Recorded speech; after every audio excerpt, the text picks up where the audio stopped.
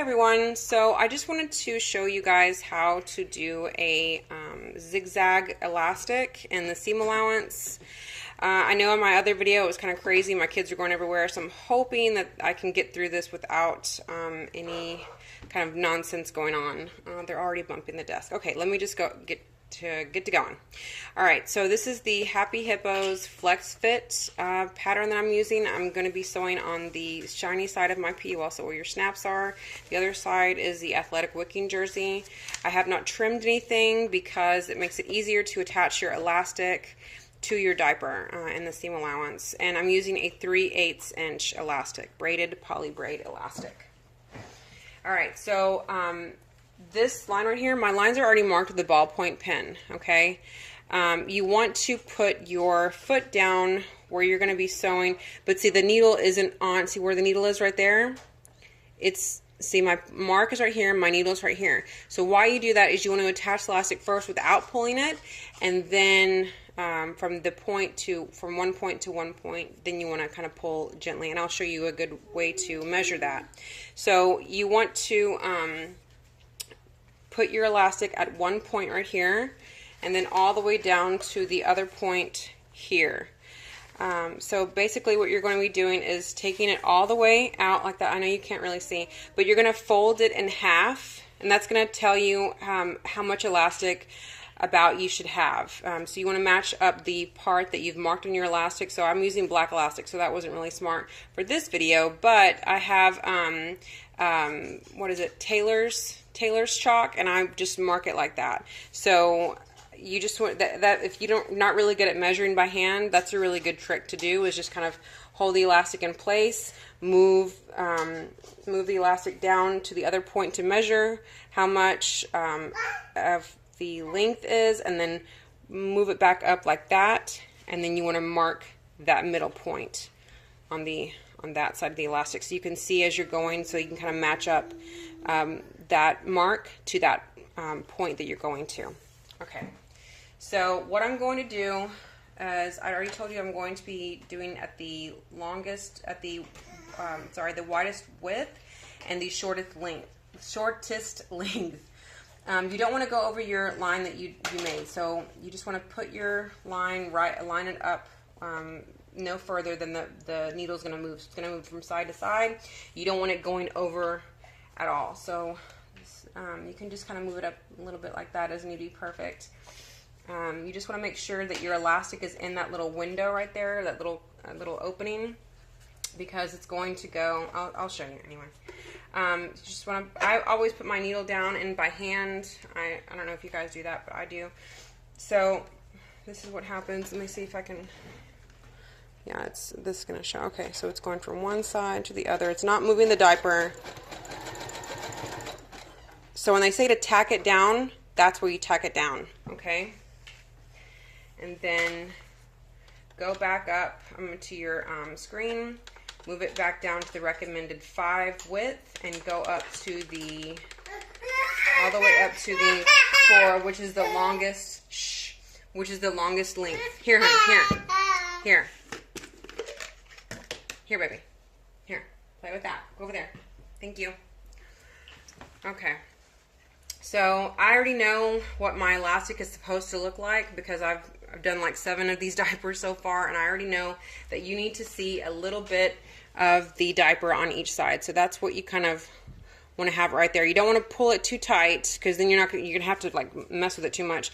But you don't want it to be like that's at relaxed. Boop, like that. Okay? But if you do the measuring as I told you before, it'll really help you, and then you can kind of gauge it with your eyes on what your elastic should look like all the way down. So I'm just going to go ahead and start. I'm going to move it where it needs to go. Oh, I also hold it like this just to kind of help it along. I don't pull. I just kind of make sure that it's moving along. And you want to stay within the line like I said. And see, if I would have had it on the 7, sorry if I hit the camera, if I would have had it on the 7, it would have gone too far over here and too far over there. So I always want to get it right in the middle, okay? And as I'm doing this, I'm going to be moving the diaper along. Let's make sure my arms are, okay.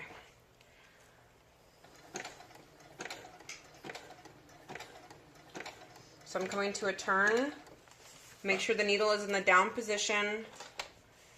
If you need to move your diaper, you can. Just make sure you come back to the where the elastic. Just make sure that you're pulling the elastic too. Don't relax up at any point, because then your diaper is going to come out all weird looking.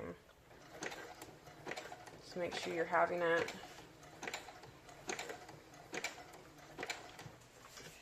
Okay, and then I'm not going to pick up my presser foot, but I'm just going to kind of turn the diaper and see how it has the whites on each side right there. And I'm not making the elastic go over the line that I sewed. That's where you want it to be. Okay, and I'm just going to keep, I'm going to go a little bit faster actually. And then I'm going to come back, just do a little by little.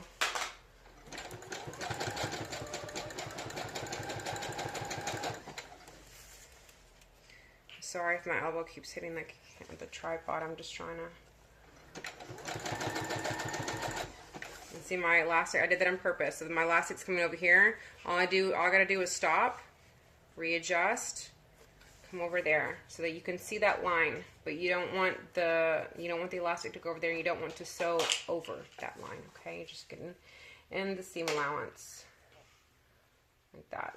It's easy to readjust. Don't pull on the diaper from the other side, just kind of help it along. When I get there, just keep on coming. Oops. Just keep on coming. See, it's coming up to a sharp little, not a sharp curve, but a curve. And, okay, do you see my line right there? Hopefully, yeah. Okay, so I'm going to, here, let me show you, if you can, and try to make sure that you can see that little dot right there, kind of. Okay, just keep on going. Keep on pulling till you get to that line. Boom, I'm like right there at the line. So this is what I want to do, is move my stitch width all the way back up, move my stitch length all the way back down. And then I'm just going to go back up to, go back where I was if I was sewing, so go back to the 5 and go all the way back up to the 4, the stitch length. I'm not going to pull it, I'm just going to make sure it's tacked down nice and good. And then I'm just going to do a little back stitch, which basically just kind of ties a knot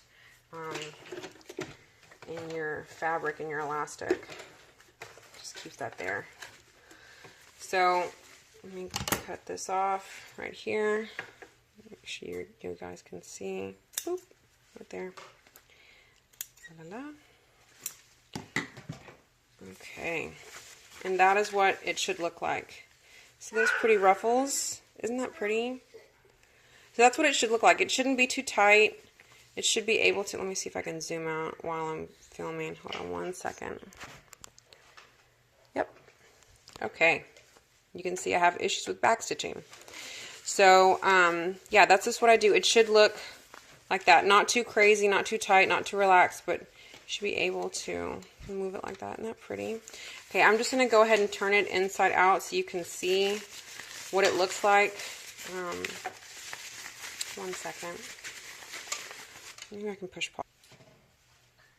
Okay, so this is what it should look like on the other side. So when you have your everything's together, you've got your elastic sewn in, sorry, you want to just pull the diaper and top stitch like that.